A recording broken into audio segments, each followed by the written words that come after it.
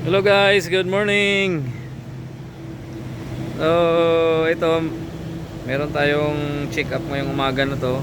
Itong unit na to titingnan natin. Ayan. So, ito local brand din to na unit, no? Actron Air. So, local gawa dito ng Australia. So, hindi tayo familiar sa unit na to, guys, no? Pero sa akin, para sa akin naman pare-parehas lang naman yan. Pero siyempre bawat unit merong iba-ibang design. O kailangan natin ipa-familiarize na rin yung unit na to. So ito, meron siyang tatlong condenser fan. Ayan, ha? Tatlong condenser fan ito. Yan. Andito yung kanyang controller, no? Bubuksan natin to. Anong itsura nito? Kasi nga hindi tayo familiar nito, guys, no? Lagay lang natin yung cellphone natin dyan. Ayan. Walang paglagyan. Malaglag.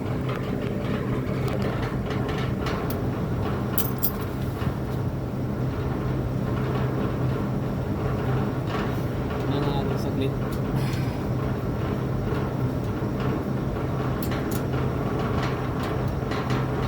Tingnan natin, guys, ha? Natin.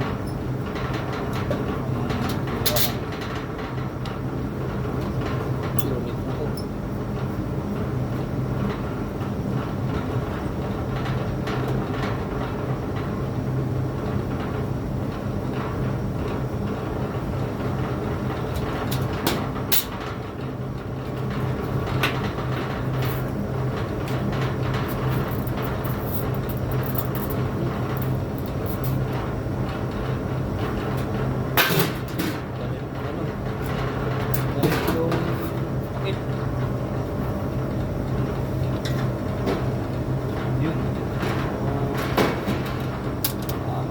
Grounding sa takip. Lagyan natin dyan sa tabang nito. Hindi mo natin dito. Tingnan natin yung wiring diagram kung may tsura ng mga yan. Yung mga controller niya, kung ano bang to. Hindi kasi tayo familiar pa nito eh. So yun, mayroon siyang tatlong kapasitor. O possible doon yun sa tatlong condenser. Kasi tatlo condenser niya. Diba? Mayroon siyang apat na contactor. Yan ang hindi natin alam kung bakit apat yan. Tatlo lang yung condenser. Nakalagay dyan HC2, HCT2,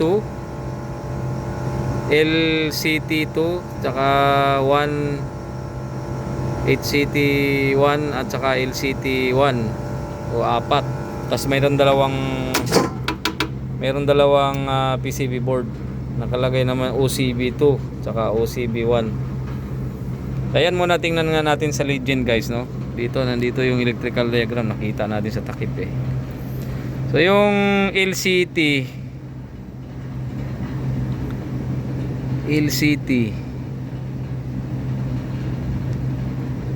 oh yan, LCT low speed fan contactor. Okay. Tapos yung HCT high speed fan contactor. So yung mga contactor na yun, ibig sabihin yung motor na yun, guys, yung condenser nito, dalawa ang speed nito, 2 speed motor ito. Kasi meron siyang low speed at saka high speed contactor. Ayun, so naintindihan natin. Tapos yung OCB na yun, yung dalawang PCB na yan. Yan, buhay yan, ha. Iyon yung possible na PCB board nung outdoor motor. Ito, OCB, outdoor control board. Okay. So, yun yung dalawa na yun, 1 and 2. Okay, so nakita na natin. So, dito naman, so meron pa siyang PCB dito eh. Yan. So CB1, kalagay naman CB1, saka CCI. Yan. So ano kaya yung CB1 na yan? Dito tingnan natin ulit dito. CB1. Ayun, CBI pala. CBI Indoor Fan Variable Speed Board. So ibig sabihin guys, yung indoor fan niya ay naka variable speed. Mayroong PCB din na controller for variable speed. Okay. So at least napapamiliarize natin guys. Ito importante kasi na maintindihan natin yung ano yung mga controller ng unit. So yung CCI, Commercial Control Interface. So ibig sabihin, ito yung PCB board na galing naman sa possible, galing to sa thermostat. Ayan o, mayroon siyang kable na nagkonekta, bumaba. So ito yung kumbaga, ito yung tinatawag nating communication cable. Dito naka-konekta sa CCI PCB. Ayun, so naintindihan na natin, na familiarize natin kahit papaano. So itong PPR, possible common ito. Tawag nito phase protection relay. Yan. Yung P1, ano ba yung P1? Para sigurado tayo. Ano ba yan? Ayun, phase rotation naman yun. Phase rotation relay. So hindi po pwedeng magkabaliktad yung ikot.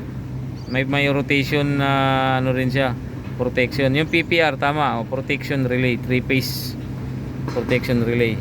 Yan yung PPR. So yun, naintindihan na natin guys, ano? So itong sa taas, so common to, mga circuit breaker naman niya to eh. Yan, MSCB.